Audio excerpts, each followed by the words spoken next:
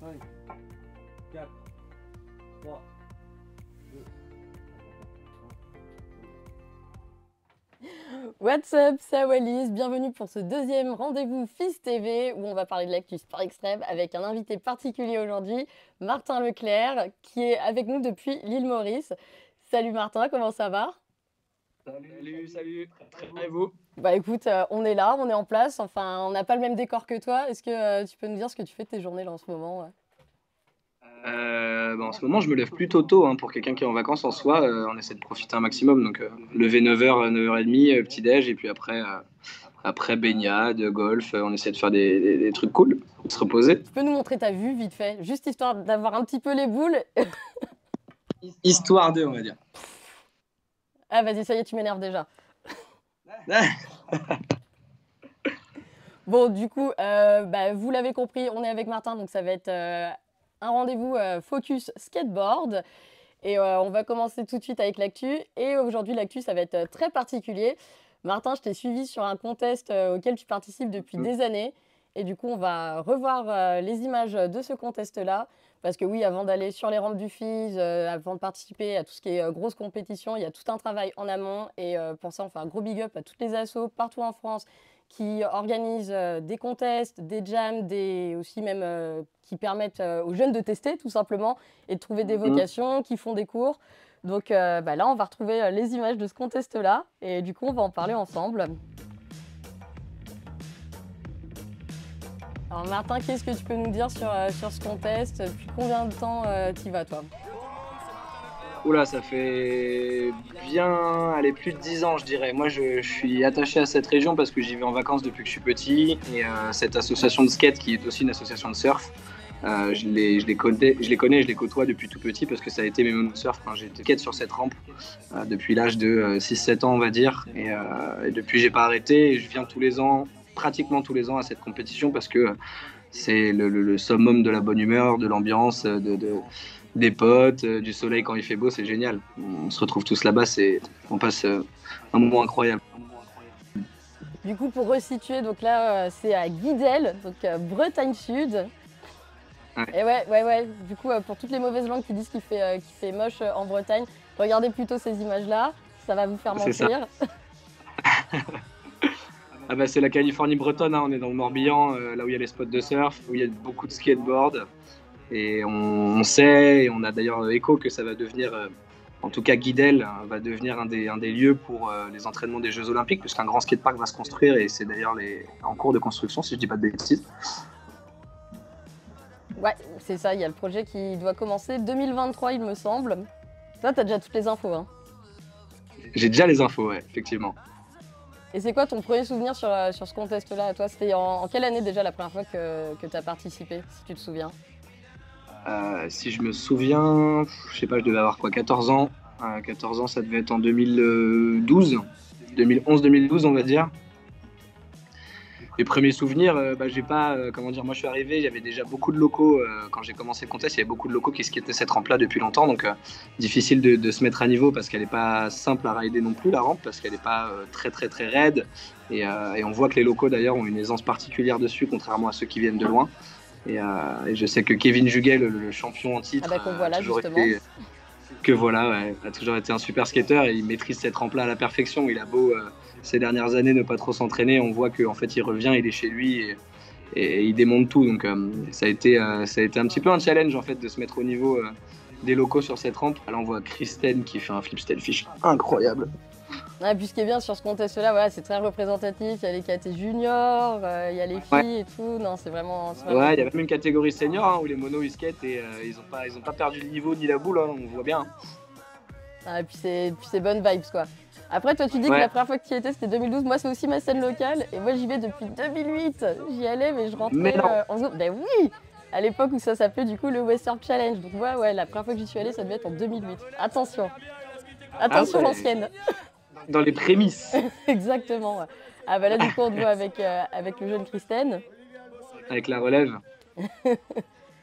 Ouais, là, on va pas trop l'entendre, mais il te tacle un petit peu. Il dit que la vieillesse a bien roulé. Parce que du coup, là, cette année, t'as gagné. De toute façon, on se sent vite obsolète aujourd'hui, hein, avec le niveau que prennent les jeunes. Ils ont une source d'inspiration qu'on n'avait pas nous du tout à l'époque avec les réseaux sociaux, etc. Aujourd'hui, ils ont juste à scroller des vidéos. Et ils ont plein d'idées, en fait, plein la tête. Donc, nous, à l'époque, on avait une vidéo YouTube de temps en temps, des magazines. Et si on était dans des skateparks où on n'avait pas de personnes meilleures que nous, on avait un potentiel de progression qui était un peu moindre. Aujourd'hui, c'est pas le cas et on le voit parce que on le voit au JO sur les 12 médaillés, il y a une bonne partie qui sont mineurs. Donc on voit que la relève elle est essentiellement jeune et aussi du point de vue cerveau aussi, hein, c'est que ça marche pas pareil quand on est jeune, donc on est moins rationnel, on fonce plus dans le tas sans se poser des questions et comme c'est des sports qui impactent beaucoup, plus on grandit et plus on s'assagit, on va dire, et quand on s'assagit, voilà. On devient plus raisonnable, quoi, et du coup, on tente moins. Exactement. Ouais, Mais exactement. toi, du coup, tu n'avais pas eu le côté tout ce qui était réseau, mais est-ce que tu as eu les VHS? Les VHS, les cassettes. Ouais, les Bah cassettes. ouais, bien sûr qu'on les a eu. Bah Ah ouais, ouais. donc t'es vraiment un ancien. Ouais, après j'ai commencé tard hein, pour un skateur. J'ai commencé à l'âge de 9 ans. Moi, dans mes collègues, Vincent Milou, Georges Poul, c'est des personnes qui ont commencé à l'âge de 4 ans, 3 ans et ça ne savait même pas marcher, qu'ils étaient déjà sur une board, quoi. Donc pour un skateur, j'ai commencé. Enfin, aujourd'hui, on le voit à Christen. Christen, il est monté sur un skate, il avait 5 ans. Et justement, bah, tu vas nous présenter notre junior de la semaine. Donc ça a été un petit peu spoilé du coup avec la fin de la vidéo. Du coup, c'est Christen. Qu'est-ce que tu peux me dire sur ce jeune skateur? On va regarder les images de lui. Bah, en vrai, on peut que constater le niveau. Hein. Alors lui, forcément, il a évolué dans une famille de surfeurs, de skateurs qui sont à la fois mono de surf et à la fois des gens qui aiment la glisse de manière générale. Donc, je pense qu'il a été baigné dedans très tôt. Et puis surtout, il a, comment dire, ça se voit qu'on ne l'a pas forcé, ça se voit qu'il a pris le truc très très vite. Il a pris un niveau, une aisance et une envie de progresser surtout. Et on le voit en fait. Moi, je suis très nostalgique en fait quand je skate avec lui parce qu'il a une niaque.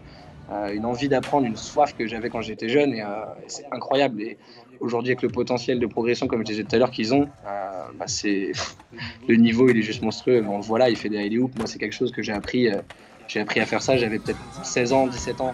Et ça fait combien de temps que tu le connais, toi, Christen, et que tu le suis du coup dans ses progrès, quoi? Alors, moi, je l'ai vu tout bébé, mais j'avais pas encore de relation particulière avec lui. Je le suis sur les réseaux depuis quelques années maintenant, parce qu'avec l'équipe de France Junior, avec les championnats et ce qu'ils font sur les réseaux, on le voit beaucoup apparaître. On voit qu'il a un niveau, il est complet surtout, il est vachement technique, il fait à la fois de la courbe, à la fois du street, il est technique, il est aérien, il va vite. Et c'est des qualités indispensables aujourd'hui pour faire de la compétition et ça se voit qu'il a un esprit de compétiteur. À cet âge-là, moi, j'avais un esprit de collectif, on va dire. J'allais sur des compétitions pour revoir mes potes, pour passer du bon temps et l'esprit de dépassement de soi, il était moins présent en fait. Aujourd'hui, il y a plus de personnes sur l'univers du skate, donc plus de compétitions forcément. Et l'envie de se démarquer, elle est bien plus présente qu'avant et ça se voit. Parce qu'ils ont une niaque qu'on n'avait pas du tout à l'époque, quoi. Et puis c'est vrai qu'il est très polyvalent et puis même quand on lui demande c'est qui ses skateurs préférés, mais ça va dans tous les sens. Il va te sortir du Pedro Barros, Leiter Kader, il va te sortir du Clay Kreiner et tout. Enfin ça va vraiment, ça touche à tout, à toutes les disciplines du skate, quoi. Il a toutes les inspirations. Que des bonnes références, hein. Que des bonnes références. Des personnes avec du style, avec de la vitesse, qui smile surtout. C'est ça qui est génial chez ce petit, c'est que, et c'est ce qui est bien dans ce sport-là aussi, c'est qu'on valorise également la personne. C'est pas que le niveau, c'est pas que le skate. On sait que t'as beau être bon, si tu fais la gueule, et ben on va pas beaucoup t'apprécier parce que le but c'est aussi de se faire plaisir.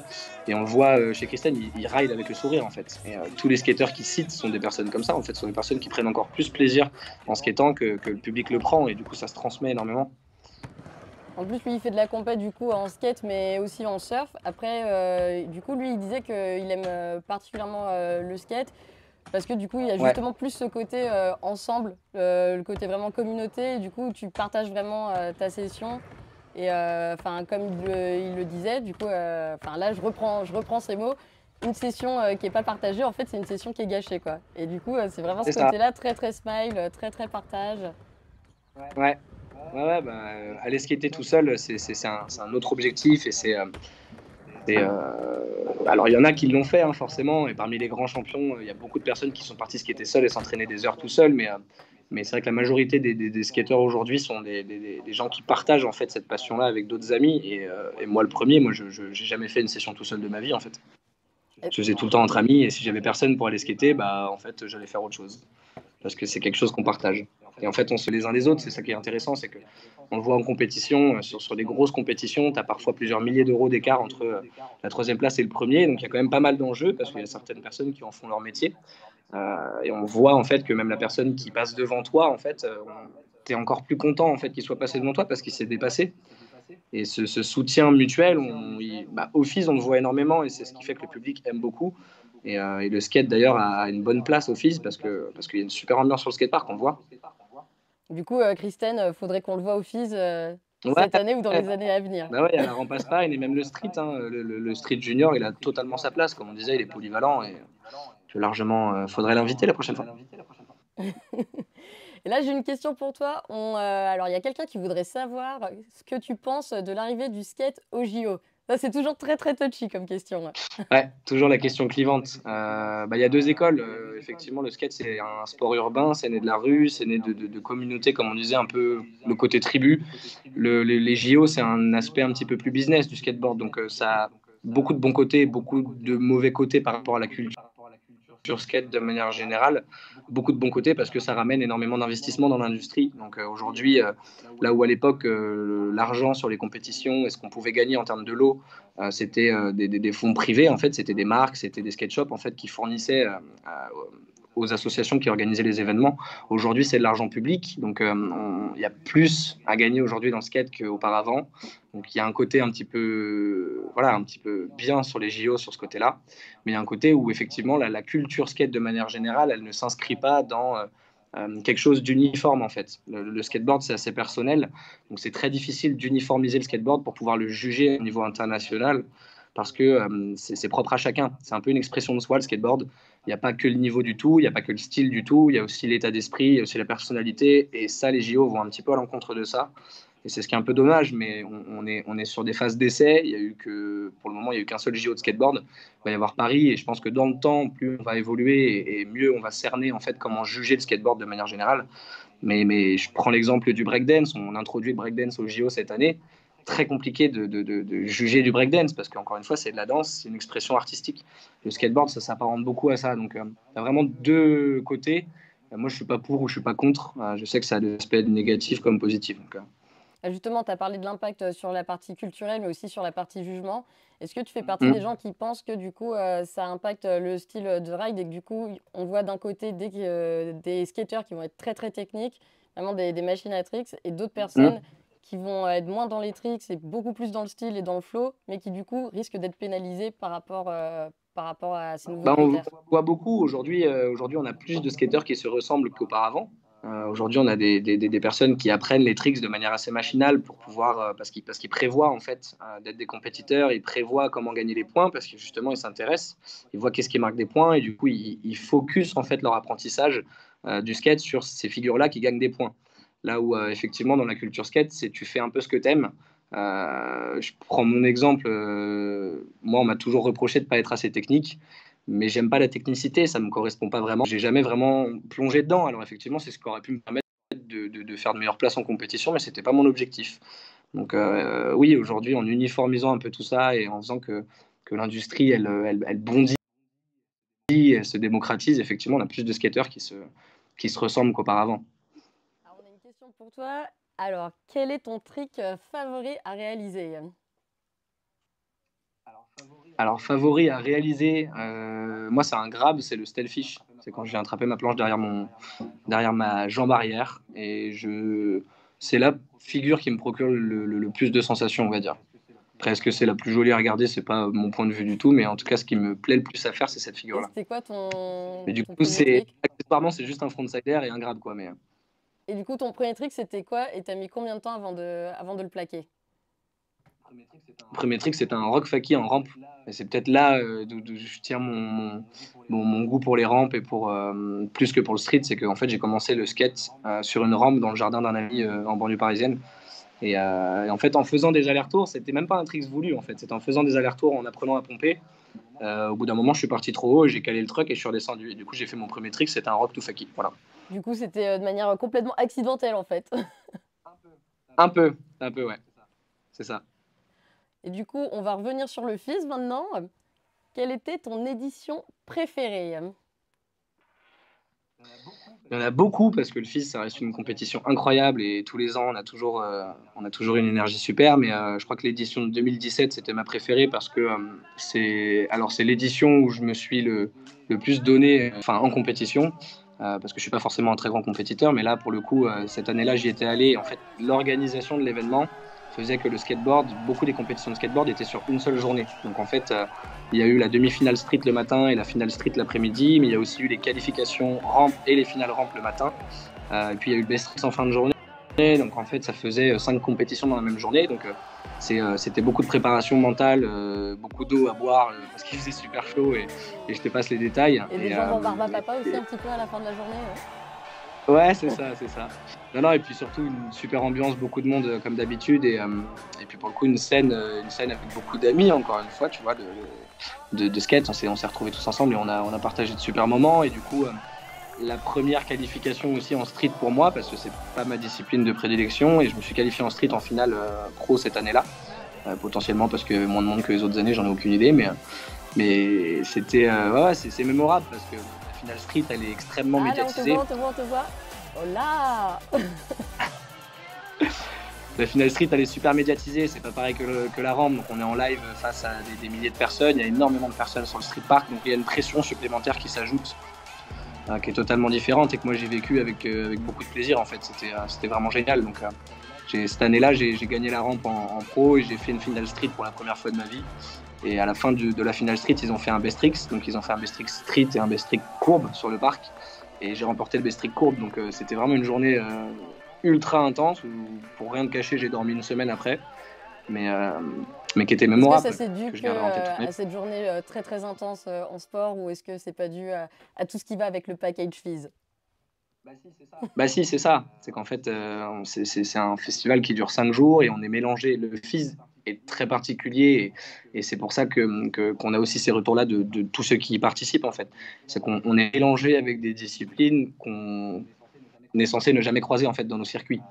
Nous, on n'est pas censé croiser des trottinettes, on n'est pas censé croiser des rollers, on n'est pas censé croiser des BMX ou des mecs qui font du mountain bike ou alors du parcours comme du wake. Il y a une telle diversité de sports qu'au final, on rend de mondes et de cultures différentes. Et ce petit brassage, en fait, il est spécifique au FIS et il est génial. Il est totalement génial. D'ailleurs, on va regarder justement ton run de finale parce que comme tu disais, c'était la première fois que tu étais en finale du coup en street. On va retrouver les images. Et j'ai une autre question pour toi. Pression, comme je te disais, pression. Hein. Ton moment préféré pendant le FIS? Mon moment préféré? Ouais. Alors c'est sans doute quand j'ai sauté dans l'eau en demi-finale. C'était l'année d'avant, je crois. Le parc, il donnait sur l'eau, il faisait 32 degrés. Et en fait, le speaker m'a dit est-ce que tu veux faire un dernier trick? Et j'avais fait deux runs pourris où je m'étais un petit peu foiré sur les deux. Donc je savais que ça allait pas du tout passer en finale. Et au moment où il m'a dit dernier trick, il faisait 40 degrés. Donc je me suis jeté dans l'eau en fait directement. Par chance, j'ai réussi à laisser ma planche sur le parc. Donc j'ai pas gâché ma planche. mais ça, c'était marrant. C'était histoire de dire, on va dire. Mais on va dire que ça a amusé la galerie. Enfin, tu fais vraiment minot hein, quand on voit les images là de 2017. Ouais. Pas la même bouille du tout. Mais tu vois, là, je tombe sur ce tricks-là et deuxième run, pareil, je tombe sur un tricks en début de run. Il y a une pression qui est différente. Pour me qualifier en finale, j'avais fait deux runs parfaits. Et là, en fait, on se rend pas compte parce qu'il y a quand même de la joie, de la bonne humeur dans tout ce qui se passe sur le skatepark, mais il y a une pression qui est quand même assez colossale. Alors, il y a beaucoup de skateurs qui y sont habitués.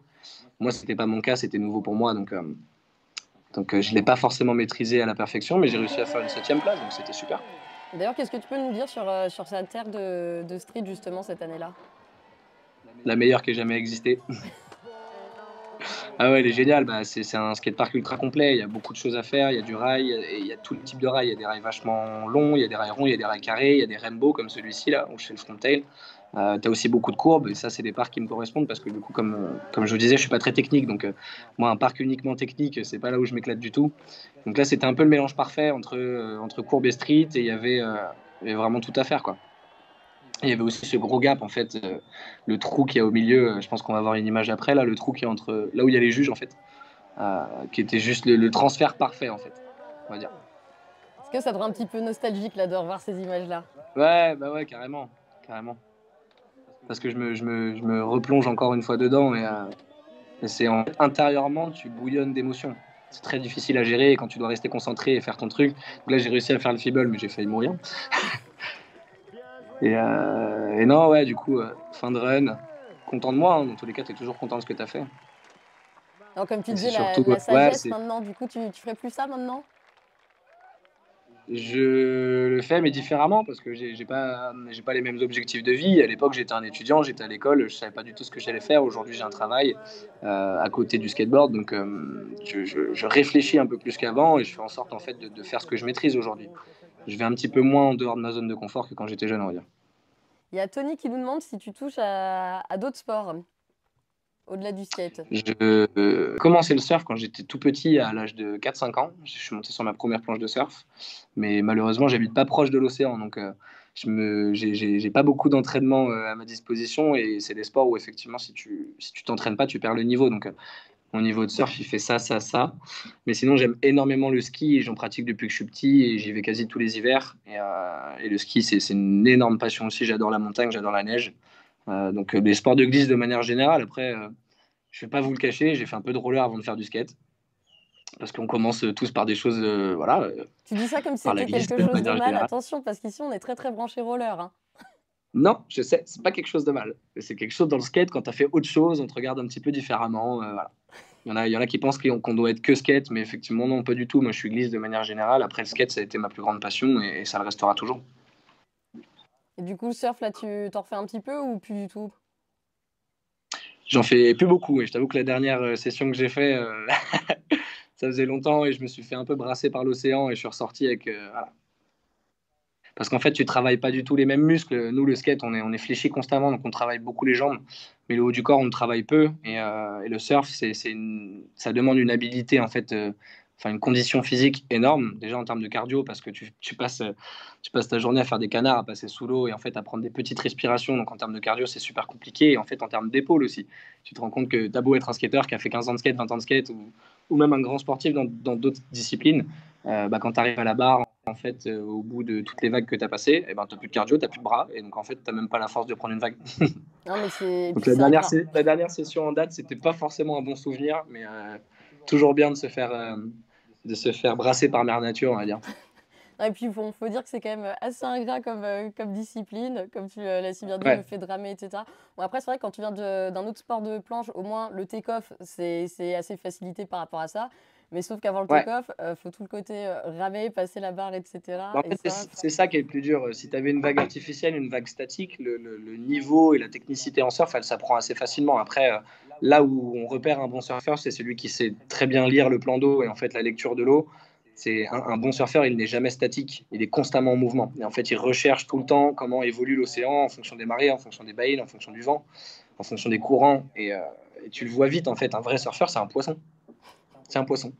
c'est un waterman, un aquaman. Exactement. Exactement. Ce qui n'est pas mon cas. Moi, l'océan peut me faire très très peur, comme il peut beaucoup m'apaiser. Bah, en plus, vu d'où tu viens, toi, t'es plus bitume. D'ailleurs, on a une autre question Ouais. de Tony qui veut pas être trop trop clivant, mais qui te pose une question sur la guerre entre skate et trot et qui voudrait avoir ton point de vue. La guéguerre skate trot. C'est marrant. C'est marrant parce que c'est une guerre qui s'alimente. C'est une guéguerre, comme il dit, justement, qui s'alimente pas vraiment parce que on a tous nos disciplines. Faut juste savoir qu'en fait, quand tu es petit, il y a des disciplines qui sont plus abordables ou plus approchables assez facilement que d'autres. Le skateboard, c'est quand même assez technique, ça demande beaucoup d'équilibre, donc c'est un apprentissage sur la durée. Là où la trottinette, effectivement, tu as un guidon. Donc, mais c'est pareil pour le vélo, on apprend à faire du vélo très jeune, mais on n'apprend pas à être un bon skater très jeune parce que ça demande beaucoup de temps. Et donc, comme c'est plus accessible la trottinette aux jeunes, eh ben, on a davantage de trottinettes et de jeunes sur les skateparks. Et c'est ce qui en fait alimente cette guéguerre. Moi, j'ai des amis qui font de la trottinette qui sont très bons, très très bons sportifs. Et j'ai rien contre eux du tout, au contraire. Mais sur les skateparks, on associe la trottinette à beaucoup d'embûches en fait, parce que sur le skatepark, on a beaucoup d'enfants. Et un skatepark, c'est un lieu qui comporte beaucoup de risques, qui a des règles, donc il y a des priorités. C'est un peu comme le code de la route, hein. Tu lâches pas un enfant sur un skatepark sans comprendre en fait comment ça fonctionne. Donc il y a des lignes de passage, il y a des ordres, il y a un certain respect d'autrui. On se laisse passer les uns après les autres. Et en fait, si tu n'es pas alerte et si tu n'observes pas dans un skatepark, tu as vite fait de te manger quelqu'un. Et les petits en trottinette, malheureusement, sachant qu'ils sont jeunes et qu'ils apprennent, du coup, ils sont sur les skateparks et ils coupent beaucoup les lines. et on se retrouve voilà, à s'agacer avec le temps, mais c'est plus question d'âge plutôt que de discipline pour moi. D'ailleurs, justement, quand tu parlais du FIS, tu parlais que justement, ce qui est sympa, c'est ce brassage de disciplines entre BMX, roller, trot, skate. Est-ce que là, comme ça, tu as des belles rencontres que tu as fait grâce au FIS dans d'autres disciplines? Des belles rencontres, ouais, il y en a plein. Alors Maxime Orsini, forcément, tu vois. On parle de la Resta, mais ouais, effectivement, dans plein de disciplines. Et c'est pareil cette année, au fils de cette année, j'ai rencontré Dante, l'un des plus grands champions de Dante trottinette, que je Kingston, connaissais ouais. pas du tout, que je connaissais pas du tout personnellement. Et en fait, je suis juste allé dire bonjour au speaker, Maxime Seri, sur le skatepark de Trot, qui est un très bon pote à moi de Bordeaux. Et Dante, il est arrivé derrière et il m'a dit bonjour. Et en fait, il s'est vachement intéressé à moi, il était super ouvert d'esprit et je l'ai trouvé génial, tu vois. Donc ça, pareil, une belle rencontre. En BMX, pareil, avec Maxime ou avec Anthony ou avec Jean-Jean. Voilà, hein, on en fait des rencontres. Et pareil en roller. Moi, aujourd'hui, je fais pas mal de démonstrations sur des événements artistiques ou musicaux et je le fais avec une petite troupe de roller, avec Nicolas Servi, avec Diaby, qui sont des très très très grands sportifs. En fait, tu vois la forme athlétique qu'ils ont, les mecs, t'as aucun doute sur le fait que c'est des grands Ah sportifs. non, ouais. Non, et puis il est incroyable. Il avait passé du temps aux États-Unis l'année dernière. Diaby, Ouais, ouais. Diaco, il va même faire le Cirque du Soleil, là, il va déménager aux États-Unis. C'est dingue. Donc, il a fait America's Got Talent quand Oui, même. j'ai vu. Et attends, c'était pas Ouais, présenté. Non, c'était pas par The Rock ou quelque chose comme ça. Enfin, genre. ouais, oui, c'est ça, c'est Mais un truc trop comme stylé, ça. genre le truc lourd avec des feux Bah, d'artifice et ouais, tout, à Venice Beach. Enfin, le truc, ça fait rêver, quoi. incroyable talent américain quoi, pour faire du roller. Mais non, mais c'est génial, c'est de belles opportunités. Et cette petite troupe-là avec qui on fait des démos, on s'entend tous super bien. Et pour le coup, elle est multidiscipline. Il y a trot, BMX, skate, roller. Et il n'y a pas de. Il n'y a aucun jugement, c'est tous des mecs qui vivent leur passion en fait et qui sont passionnés. Donc à partir de ce moment-là, tu partages les mêmes valeurs entre guillemets. Ouais, la guéguerre, en fait, elle se limite au skatepark, quoi. Enfin, si C'est la ça, guéguerre ça existe. se limite au skatepark. À partir du moment où tu rentres dans une optique d'en faire ton métier, d'être un compétiteur, de progresser tous les jours, en fait, tu partages les mêmes valeurs que les autres, peu importe le sport. Ah, on a Tony qui réagit aussi, c'est un ouf Diaco. Bon, je crois que ça c'est quelque chose qui Ouais, met tout le monde d'accord. Non, c'est vrai ouais, que Diaco, il est impressionnant. Enfin, et tous même les... moi, tu vois, je n'ai jamais posté autre chose sur les réseaux que du skateboard. Et depuis que je fais ces petites démos avec eux, là, je les mets en story de temps en temps parce qu'en fait, c'est super impressionnant ce qu'ils font. Et j'ai beaucoup de retours même de personnes qui sont des proches à moi qui ne sont pas forcément fans de ces disciplines-là qui me disent, mais en fait, c'est incroyable. Bah oui, c'est ça, ça Le mec, il permet... va descendre, il met 10 mètres de long en faisant 2 saltos. En fait, peu importe qui t'es, tu peux qu'être impressionné face à ça. Bah, c'est vrai que chacun, du coup, en touchant votre communauté, le fait d'être tous ensemble, vous pouvez sensibiliser, du coup, à découvrir C'est les autres ça. disciplines, quoi. Ouais, ouais, ouais. Est-ce que, du coup, Partageons. parmi les personnes que tu côtoies, là, assez régulièrement sur ces shows-là, il y a vraiment une personne à retenir qui doit être mise en avant et qu'on voit pas assez, selon toi? Peu importe la discipline. Euh, Une bonne question, ça. C'est une bonne question parce Enfin, que Diaco, on le voit déjà beaucoup. Diaco, on le voit déjà beaucoup, beaucoup. Moi, je pense que c'est Nicolas Servi, parce que je crois qu'il a un titre de vice-champion du monde. Il a été champion de France plusieurs fois et on voit qu'il a une niaque de fou furieux. Il a envie de progresser tout le temps. Et il a une condition physique hors norme. Il a une technicité sur les. Moi, j'ai appris assez récemment à juger, à me faire une propre idée du roller et des runs et des figures parce que c'est assez différent de ce qu'on fait nous. Et c'est vrai que Nico, alors là, il a pris, je crois, 70 000 abonnés en l'espace de 2 semaines avec juste un réel qui a fait 16 millions de vues.